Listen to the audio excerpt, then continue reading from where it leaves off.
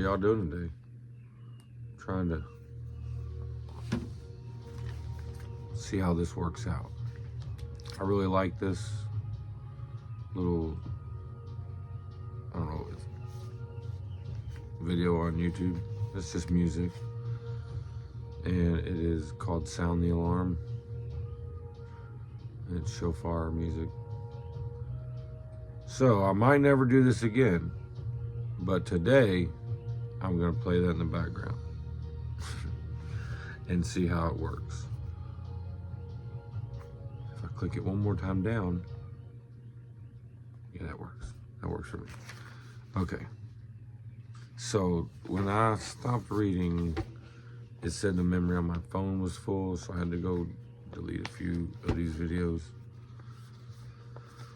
I don't have any backups, so let's hope YouTube servers don't crash. I'm sure by the time the Antichrist comes, everything I've put up will be taken down anyways. But we stopped somewhere around verse 18, and I remember the story I was telling you. Jennifer, my friend, I had called her and told her that I was going to go for a walk, and told her what I was doing and asked her if she could pick me up at the Kilma Church. She said she could. So when I got there, I told her I was there, asked her to be there in probably 30 minutes to an hour. She said that would work. Then she fell asleep, and me and Dan had time to talk about things. We had time to eat dinner together. We had time to go pick out the staff. And when after she woke up, she told me, she's like, hey, I fell asleep. Do you still need a ride? And I was like, yeah. And then he had just offered me to stay for dinner. And so I told her that. I said, maybe 30 minutes or so. So back to where I was in the story when I forgot, I was on almost to Dan's house. And I had had 2 rides I had denied. And I was like, Lord, you told me I was going to have to deny the 3rd ride. And I was like, who's it going to be? I just keep walking. By the time I get to Dan's house, I knew it was going to be Dan. I knew Dan was going to offer me a ride. But back, obviously not to his house. So the ride he provided was Jennifer. Even though she fell asleep, that provided more time. And so during that time, when I got there, I told him what I told you all about the golf clubs. And I told him this, that I don't think I did mention. God told me that I needed to leave them with him, and that I was going to lean upon his staff. And that these metal and wood and rubber configurations represented the solutions that the world had offered me. Which wasn't much, but it helped me get through. And that I was no longer going to lean upon the world's way. It wasn't just about the staff. For me, it feels like a final breaking of the traditions of men, so that I can walk in the principles and the traditions of God. And we went out to, he's like, I got a pile of sticks out here. He's like, first he said, I don't really have one made up, Matt, that I could give you. He's like, but I got a pile of sticks out here you could look at. So we walk out there, and I just knew I would know, right? And I knew it would be God. And I see all these sticks leaning up against the barn, and I just looked at them all. It's all a no. And I was like, none of these will work. Do you have anything else?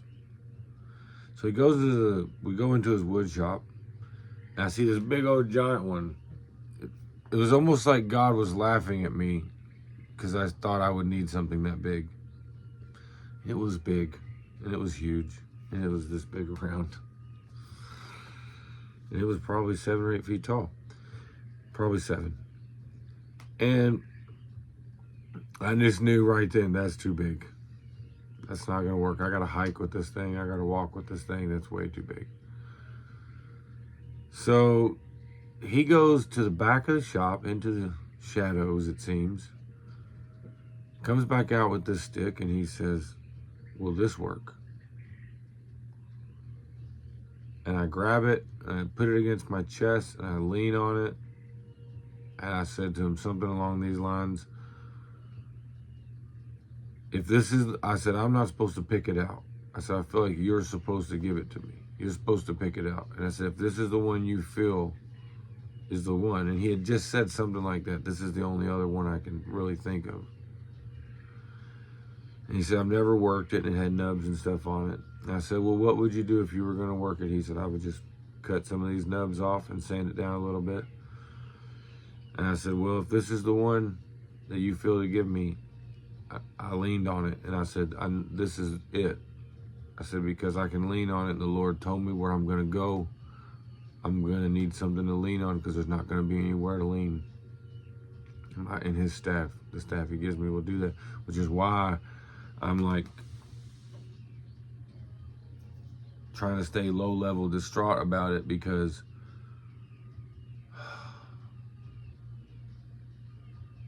I don't know where it is.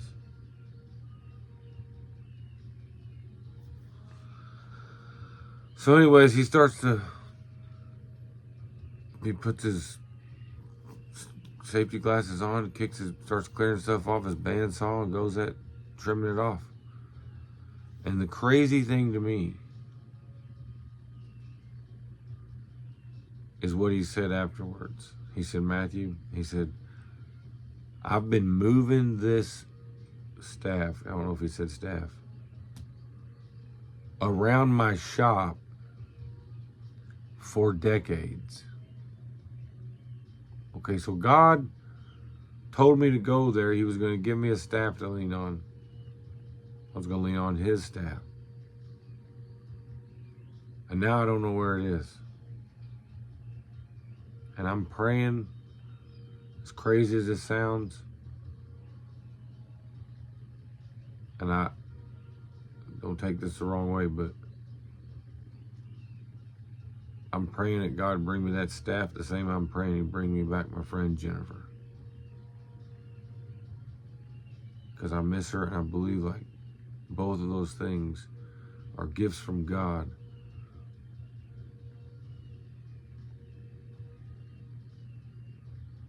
And they're not in my hands no more. Whew. And that worries me. It's just a stick to everybody else. But to me, it's more of a rod of God.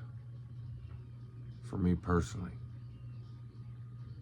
It means so much more than a piece of wood. So, I walked. We went in the house, we ate dinner, and Jennifer texted me right at the end of dinner. She said, hey, I'm almost there. And right after that, we could right before we collect our plates, if I'm recalling this in the correct timeline, he says, well, where's your vehicle at? I said, oh, it's at Bridgeview. He said, well, I'm going to give you a ride back there. I said, I can't take your... I just immediately kind of smiled and started to laugh. I was like, I can't take your ride. He's like, well, you have to. I'm not going to let you walk or something like that. And I was like, well, and I said, I have to deny this because the Lord told me on my way here that I was going to be offered 3 rides. And on the way here, I was offered 2. And when I wondered where the 3rd one was, the Lord told me it was going to be you. And I said, and I was able to say, because it was very true, my ride just contacted me and is on her way and is almost here. But God told me that I was going to have to turn down 3 rides, and you're the 3rd ride. So not only did I know that God told me to do it, He gave me a staff that this man had not worked and had in his workshop for decades, I believe, waiting for me to come get it. That's why I believe it's not just a staff. It's more to it. Think what you want. It has something to do with end time stuff that I got to do. So I'm praying that God give it back to me. And I'm going to like chain it to my body. But anyways, back to where we were. Somewhere in chapter 46, verse 18. These are the sons of Zilpah, whom Laban gave to Leah his daughter, and these she bare unto Jacob, even 16 souls. The sons of Rachel, Jacob's wife, Joseph and Benjamin. And unto Joseph in the land of Egypt were born Manasseh and Ephraim, which Asenath, the daughter of Potipharah, priest of On, bare unto him. And the sons of Benjamin were Bela, and Becher, and Ashbel, Gera, Naaman, Ehi, and Rosh. Rosh, the land of Rosh. Remember that, because there's a land of Rosh in prophecy. So, Benjamin. Muppim and Huppim and Ard. These are the sons of Rachel, which were born to Jacob. All the souls were 14.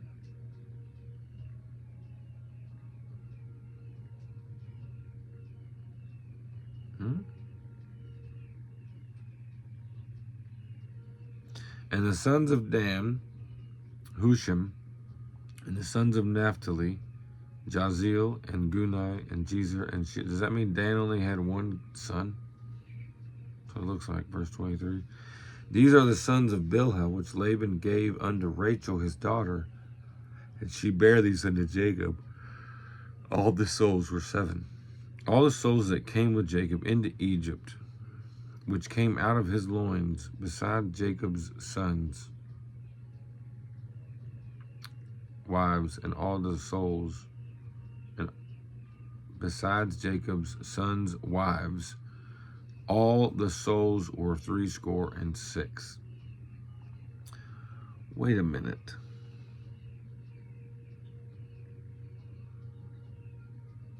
So Jacob had 33 kids. And then after some folks had died, 66 went to Egypt. All the souls that came with Jacob into Egypt, which came from his loins, besides Jacob's, not counting the wives, and all the souls were 66. And the sons of Joseph, which were born him in Egypt, were 2 souls. All the souls of the house of Jacob, which came into Egypt, were 10. Now we're 70. What?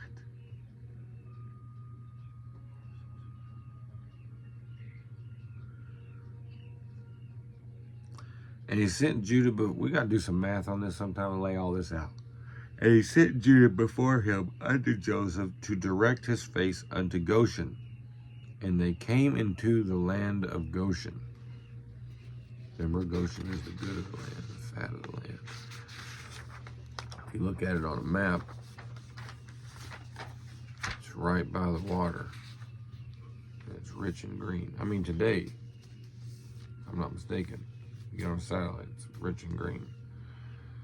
And Joseph made ready his chariot and went up to meet Israel his father to Goshen, and presented himself unto him, and he fell on his neck, and he wept on his neck a good while.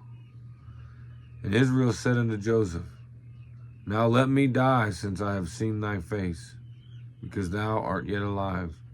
And Joseph said unto his brethren and unto his father's house, I will go up and shew Pharaoh, and say unto him, My brethren in my father's house, which were in the land of Canaan, are come unto me.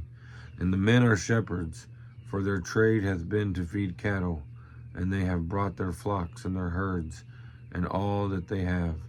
And it shall come to pass, when Pharaoh shall call you, and shall say, What is this your occupation? What is your occupation? I was literally reading this just thinking about linen garments for some reason. I don't know why. What is your occupation? That ye shall say, thy servant's trade hath been about cattle from our youth, and even until now, and we and our fathers, that ye may dwell in the land of Goshen. So he said, say that, so that he'll put you in the land of Goshen. He's like, I've already told him, I've prepared this, just have the same story as me. You're going to the land of green grass. You don't know that, because I'm not giving you all those details. Just follow my lead without all the details. Repeat what I say, and this is what will happen.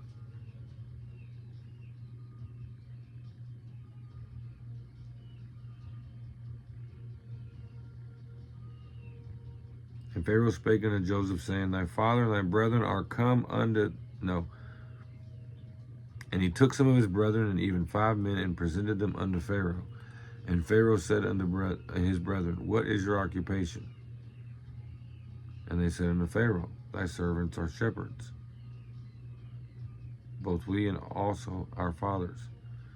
They said moreover unto Pharaoh, for to sojourn in the land are we come, for thy servants have no pasture for their flocks, for the famine is sore in the land of Canaan. Now therefore we pray thee, let thy servants dwell in the land of Goshen. And Pharaoh spake unto Joseph, saying, thy father and thy brethren are come unto thee. The land of Egypt is before thee. In the best of the land make thy father and brethren to dwell. In the land of Goshen let them dwell. And if thou knowest any men of activity among them, then make them rulers over my cattle. And Joseph brought in Jacob his father, and set him before Pharaoh. And Jacob blessed Pharaoh. And Pharaoh said unto Jacob, how old art thou? And Jacob said unto Pharaoh, the days of the years of my pilgrimage are 130 years. Few and evil have the days of the years of my life been, and have not attained unto the days of the years of the life of my fathers in the days of their pilgrimage. He's talking about a pilgrimage. What pilgrimage? To the promised land? Or is this life a pilgrimage to God? And Jacob blessed Pharaoh and went out from Pharaoh.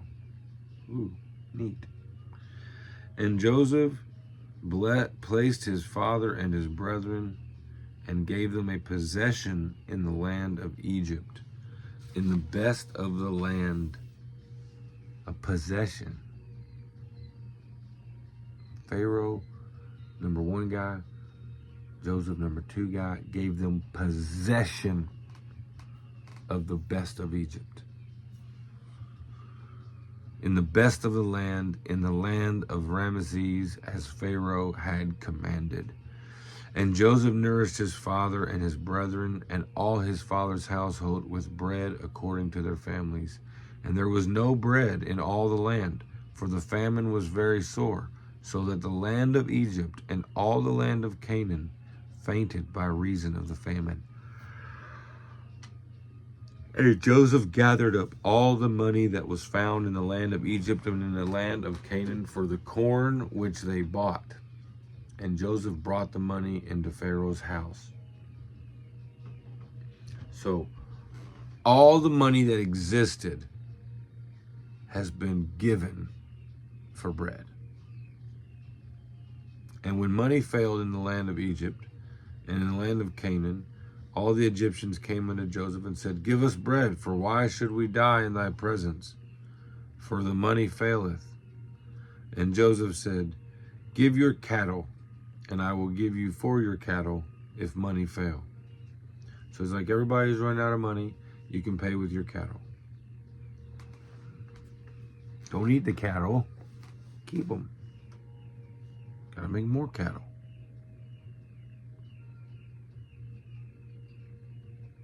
So he's basically saying, I'm going to take on an expense and give you food, because he's got to keep the cattle alive.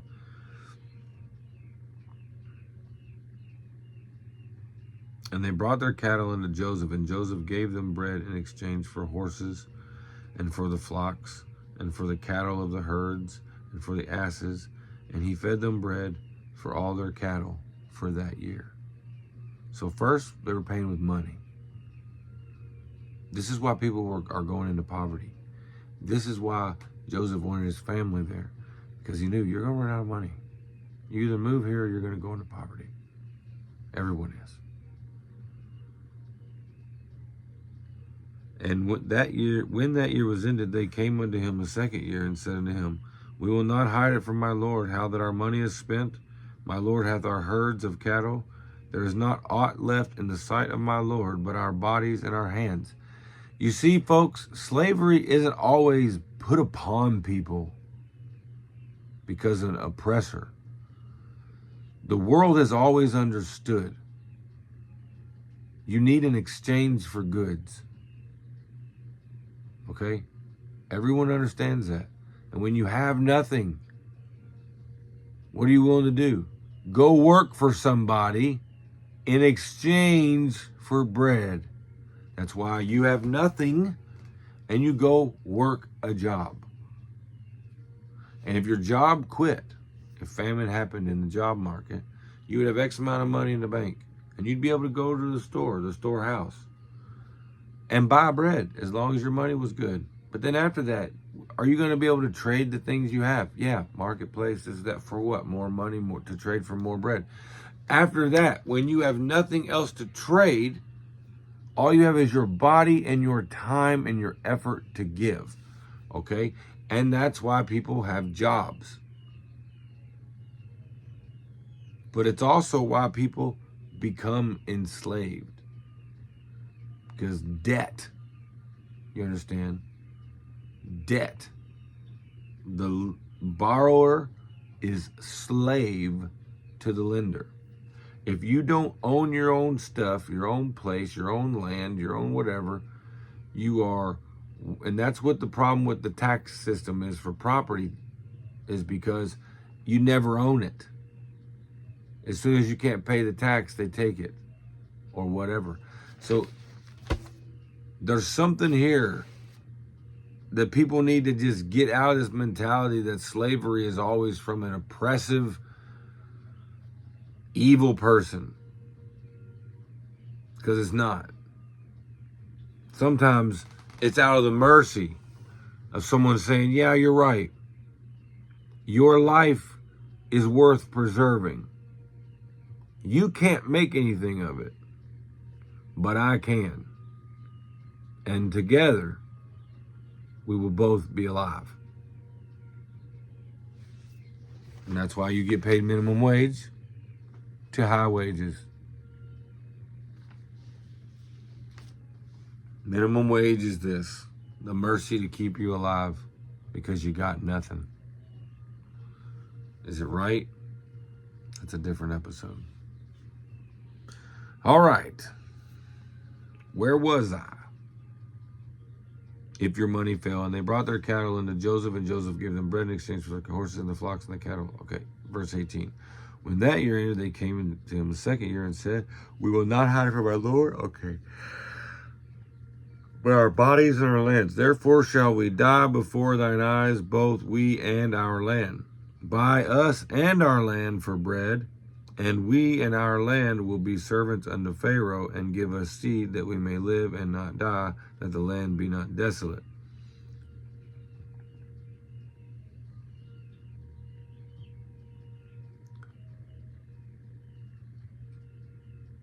Notice they said we have our bodies and our land. And he's like, hey, they're like, give us seed and we'll put it in the ground. Now, Joseph knows that that's not going to do any good. It's a famine. And he knows how long it's going to be. He has that understanding from God. The people obviously don't. Or they wouldn't be asking to plant when they know it's just going to die. Let's just feed the birds. So did Joseph again jump at the opportunity to enslave people? Nope. Because debt, servitude needs to be the last option in life.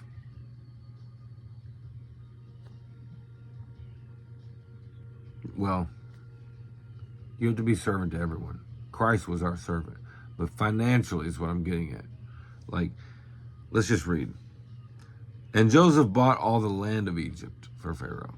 He didn't buy the people at this point. And the Egyptians sold every man his field because the famine prevailed over him. So the land became Pharaoh's. So Pharaoh didn't own the land. The government didn't own the land. The people did. But when the people got to where they were dependent on the government, they had to sell everything down to their land. Now let's keep going. As for the people, he removed them to the cities from one end of the borders of Egypt, even to the other end thereof.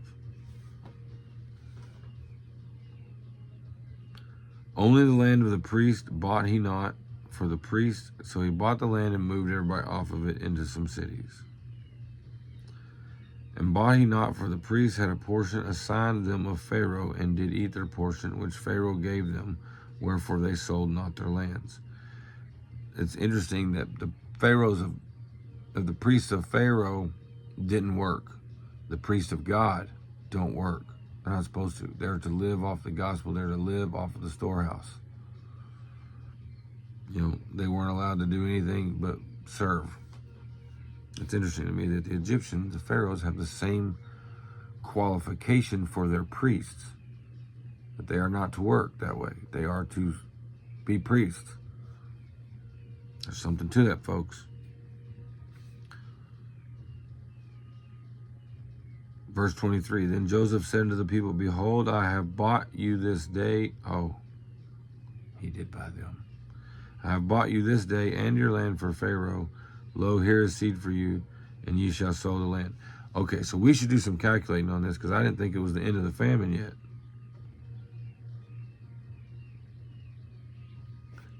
So he was 2 years in when his family came. 3, 4. I don't know. We're just going to have to go back and do the math. Because I didn't think enough years had passed by the way we had read that the famine was coming, or was over. So then Joseph said to the people, behold, I have bought you this day and your land. Lo, here is seed for you, and ye shall sow the land, and it shall come to pass in the increase that ye shall give the 5th part unto Pharaoh, and 4 parts shall be your own, for seed of the field, and for your food, and for them of your households, and for the food of your little ones. So even though he bought them, he still said, your whole life isn't mine. We're going to give 20% to Pharaoh for working his land with his seed. And the rest, you eat. Your families eat. So it's up to you how good you eat. Pharaoh's taking 20%. I've given you the land. I've given you the seed. I've given you what you need. Don't get upset that you got to give 20%. So to me, whenever I work a deal out with people like that to where I'm using their property, I always usually offer 20%. Either what I'm doing, or let's say sharing a space at a restaurant, their rent, 20%. It's not mine. I'm not, So I think that's a good biblical tax. I think if we were to quit wasting money in the government and only use the 20%, like the budget was made off of 20%.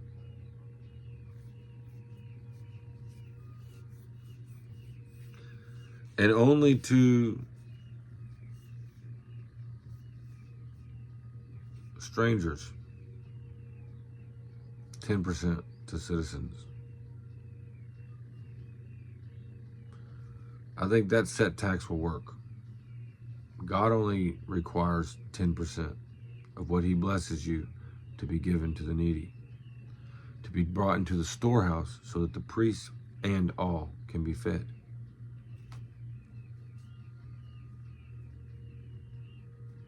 So I think if a people are under a government, the citizens of the land, 10%. The strangers of the land, 20%. Base tax. And Joseph bought all the land of Egypt for Pharaoh. Verse 25. And they said, thou hast saved our lives. They were thankful that he was willing to trade bread for their lives and their land. Like, he could have said, nah, just die. We need to cull the herd. It'll be easier to get through this famine with less people. But he didn't need to do that because he did what God said. He obeyed, he prepared, and he knew when it was going to end. You see, when you're not on the God side of things, you don't know when it's coming to an end. You just know you're under judgment. You just know, I got to worry. I got to have a famine mentality. I got to look out for number one. But when you serve the number one, and he's told you how long you got to look out for everybody else and how to prepare and how long to prepare, he literally told them how much to put back so that they'd have enough.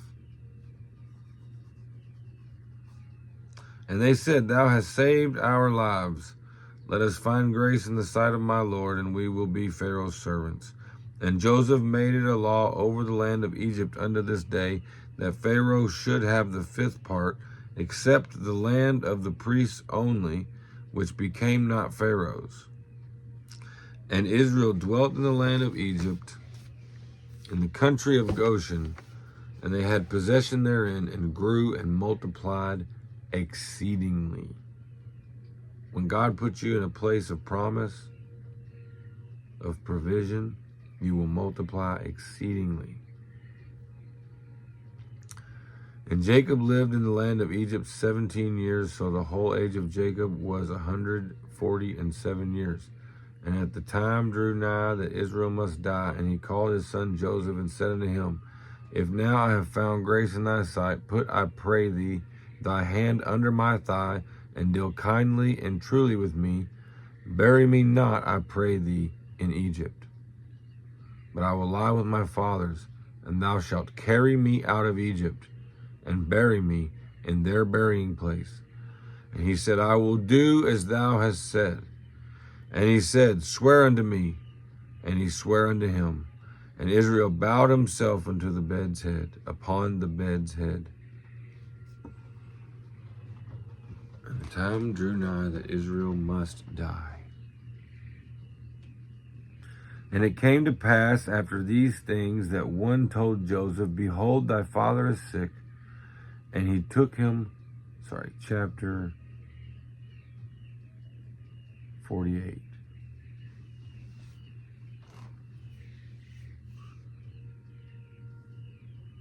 And he took him with his two sons, Manasseh and Ephraim. And one told Joseph and said, behold, thy son Joseph cometh unto thee.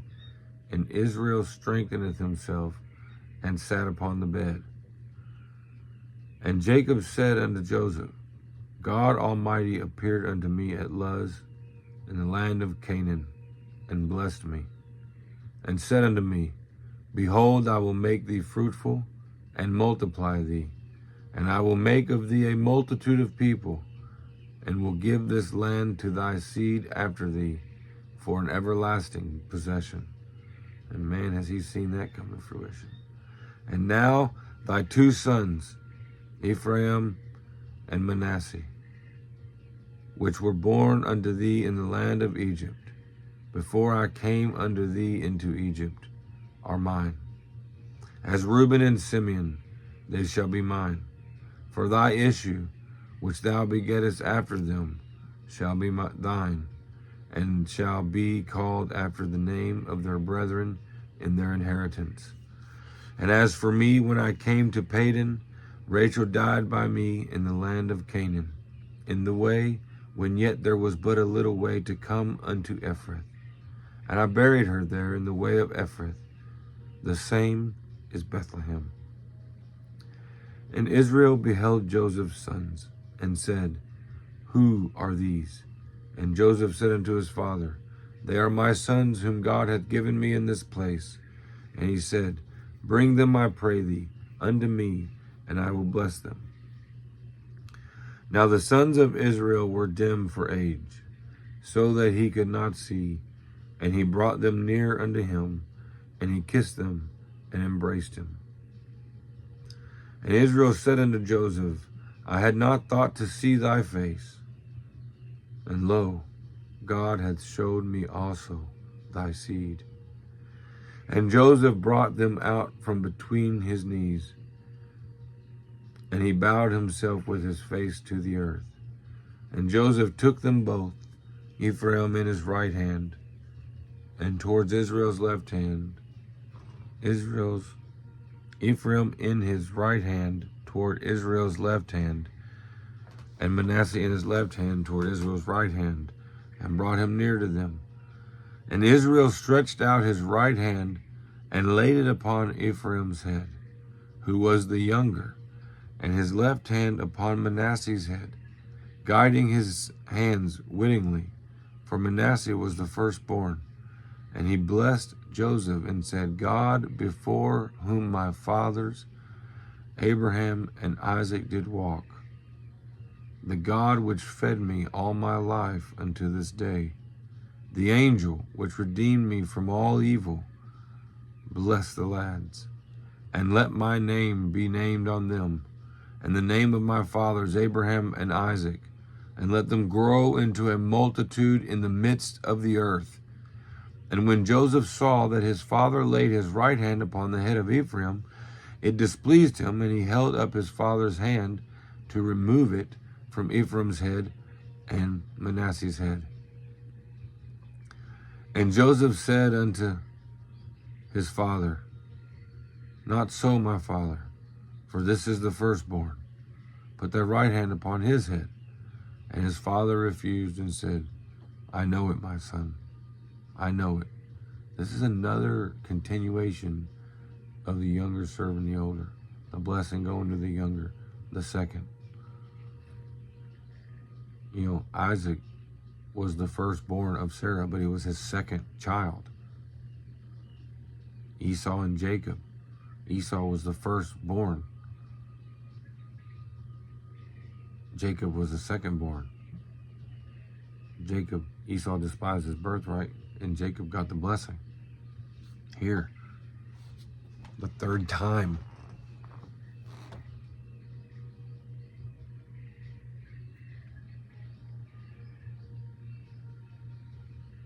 And he said, I know, verse 19, my son, I know it. He also shall become a people, and he also shall be great. But truly his younger brother shall be greater than he, and his seed shall become a multitude of nations. So imagine Manasseh and the offspring of Manasseh having this bitterness, just like the Ishmaelites, Edomites. And now we're about to find out. And he set Ephraim before Manasseh, and Israel said to him, Joseph, behold, I die, but God shall be with you, and bring you again into the land of your fathers. Moreover, I have given to thee one portion above thy brethren, which I took out of the hand of the Amorite with my sword and my bow. The iniquity of the Amorite is full. That's not what it's saying. I'm just thinking that out loud. Okay, so, which I took out of the hand of the Amorite. So he gave to Joseph, land that was taken by sword.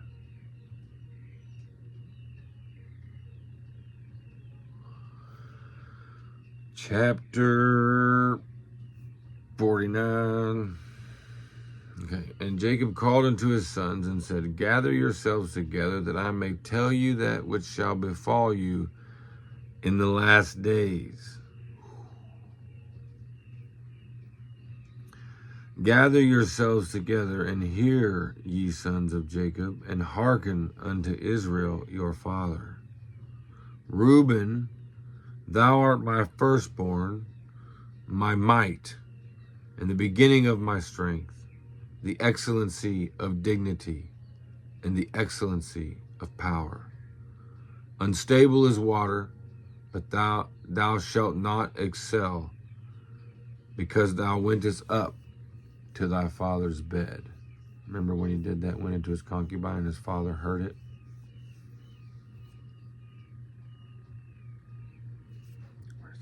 Then defiledst thou it. He went up to my couch. Simeon and Levi are brethren. Instruments of cruelty are in their habitations. O my soul, come not thou into their secret. Unto their assembly, mine honor, be not thou united. I'd like to understand that a little more. For in their anger they slew a man, and in their self-will they digged down a wall. Cursed be their anger, for it was fierce, and their wrath, for it was cruel. I will divide them in Jacob, and scatter them in Israel. Whoa. Judah, thou art he whom thy brethren shall praise. Thy hand shall be in the neck of thine enemies, and thy father's children shall bow down before thee. Judah is a lion's whelp, for they pray, my son, thou art gone up, and he stooped down, he couched as a lion, and as an old lion, who shall rouse him up? The scepter shall not depart from Judah, nor the lawgiver from between his feet. Until Shiloh come, the scepter shall not depart from Judah, nor a lawgiver from between his feet, until Shiloh come. It's a timeline. And unto him shall the gathering of the people be.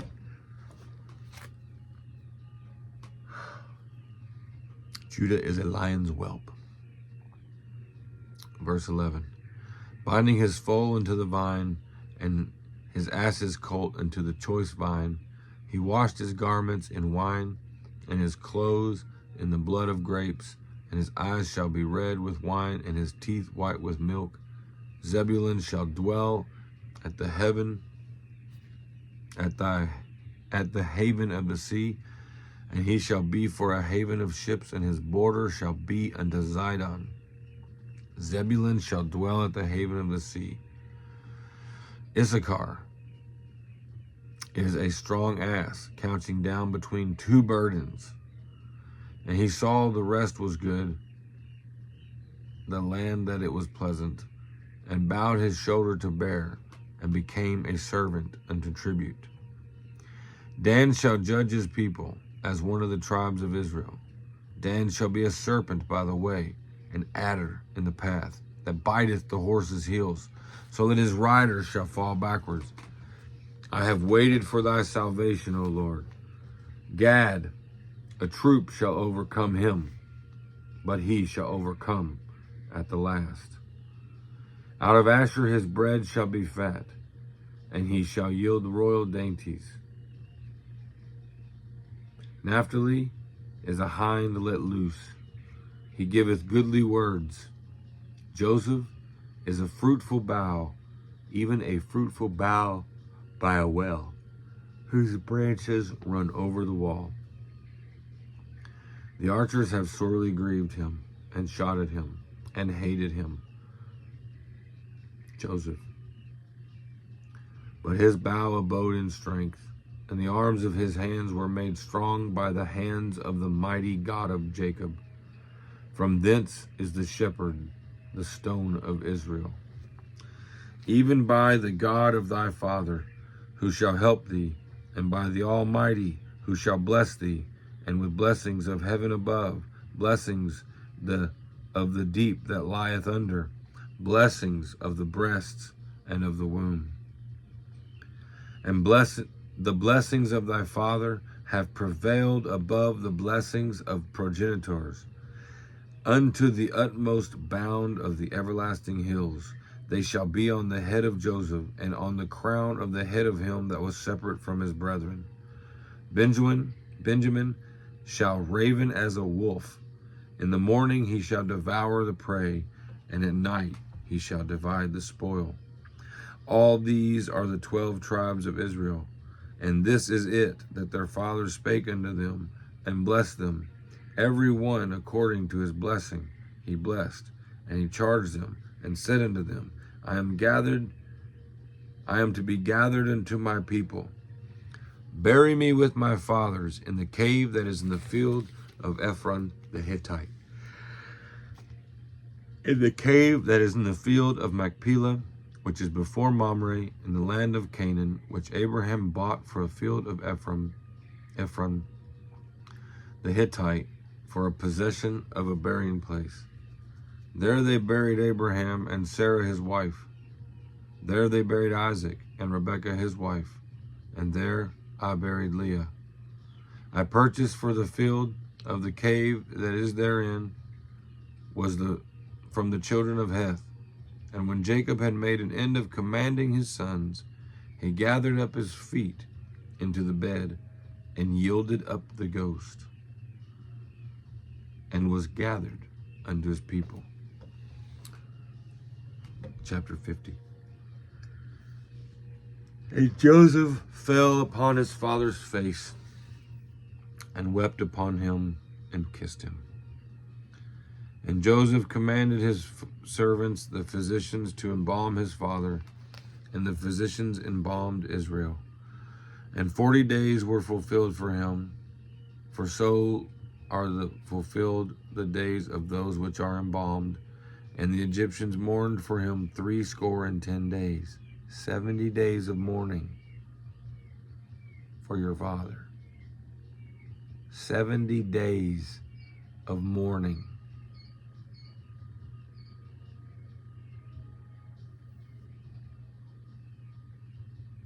And when the days of mourning were past, Joseph spake unto the house of Pharaoh. So when I'm president of these United States and someone loses an immediate family member like that, you're going to have 70 days where you cannot lose your job, protected.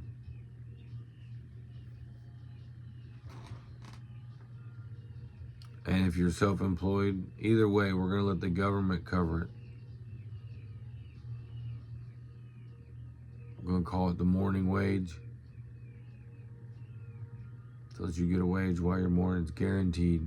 So if something like that happens in your life, you can go grieve, mourn, get through it, get over the unstableness of that emotion, heal enough to come back and continue on. This too shall pass. I mean, it's only going to pass. That's only going to happen a few times in your life. That's even available. It's not like someone can take advantage of it. Your mom can only die so many times. Your dad can only die so many times. Your brother can only die. Your immediate family can only die. I mean, if you have a huge immediate family, okay, cool.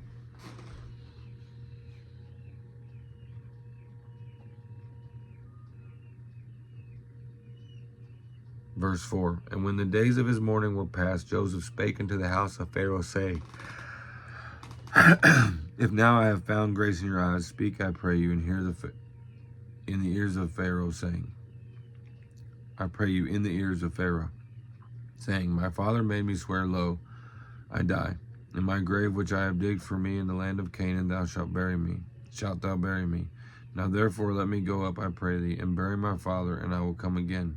And Pharaoh said, Go up and bury thy father, according as he made thee swear. And Joseph went up to bury his father, and went with him up all the servants of Pharaoh, and the elders of his house, and all the elders of the land of Egypt. It's a huge funeral procession. And all the house of Joseph and his brethren and his father's house, only their little ones and their flocks and their herds they left in the land of Goshen. And there went up with him both chariots and horsemen, and it was a great, very great company. And they came to the threshing floor of Atad. Can you imagine all these people showing up back into this land, into Bethlehem?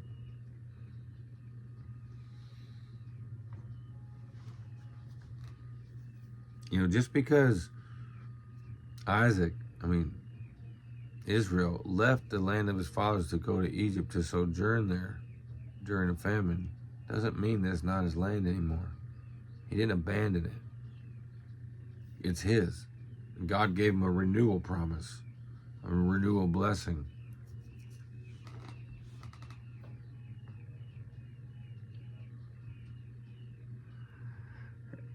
And they came to the threshing floor at Atad, which is beyond Jordan, maybe Atad. And there they mourned with a great and very sore lamentation. And he made a mourning for his father 7 days. So there's 70 days and then 7 days when they got there. And when the inhabitants of the land and the Canaanites saw the mourning in the floor of Atad, they said, "This is a grievous mourning to the Egyptians." Wherefore the name of it was called Abel Mizraim, which is beyond Jordan. And his sons did unto him according as he commanded them. For his sons carried him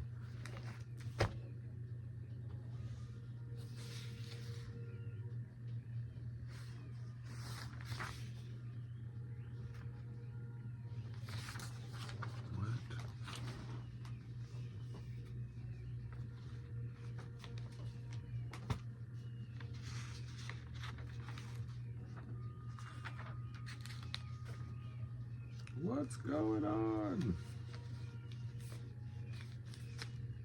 Carried him. This is the front of Genesis. Where's the rest of chapter 50?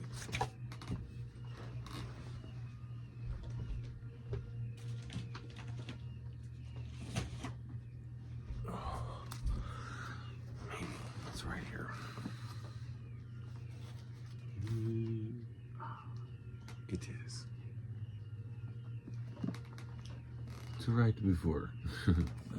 Carried him into the land of Canaan and buried him in the cave of the field of Machpelah, which Abraham bought with the field for a possession of a burying place of Ephron the Hittite for Mamre. And Joseph returned into Egypt, he and his brethren, and all that went up with him to bury his father after he had buried his father. So everybody came back. They didn't just stay. And they sent a messenger unto Joseph. And when Joseph's brethren saw that their father was dead, they said, "Joseph will peradventure hate us, and will certainly requite us all the evil which we did unto him." I mean, seriously. He had all the power to do this, and he didn't kill you. He could have said, "Nah, Pharaoh, I want to just go get my dad and leave my brothers to die." And they sent a messenger unto Joseph, saying, "Thy father did command before he died, saying, So shall you say unto Joseph, Forgive, I pray thee now, the trespass of thy brethren and their sin." Like, he didn't say this, but they're making this up. "For they did unto thee evil, and now we pray thee, forgive the trespass of thy servants, of the God of thy father." And Joseph wept when they spake unto him. And his brethren also went, and he fell down before his face, and they said, "Behold, we be thy servants." And Joseph said unto him, "Fear not, for am I in the place of God? But as for you, ye thought evil against me, but God meant it unto good, to bring to pass as it is this day, to save much people alive. Now therefore, fear ye not." Like, they're bowing down before him. He's making reference to that. God meant it unto good, to bring to pass as it is this day.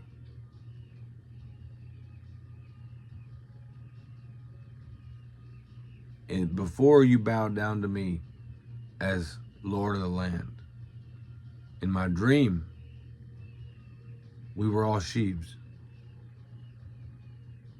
and your sheep bowed down to mine.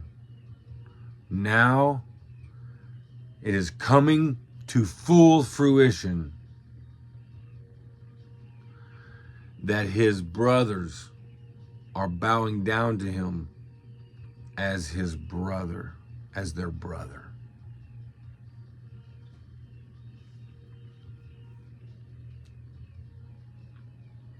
To bring to pass as it is this day. This dream, the fruition is coming to pass now, and the purpose of this was to save much people alive. Now therefore fear ye not, I will nourish you and your little ones. And he comforted them and spake kindly unto them. I mean, Joseph had forgiven them a long time ago. His heart was already in the right spot a long time ago because he already saw God's hand in the situation. And that helps. You know, when you can know that God is doing something, that God is working out the details, it helps to be patient. It helps to be loving. It helps to see things through the eyes of God because you're seeing them from his perspective. Look what I got going on here. See what I'm doing for you?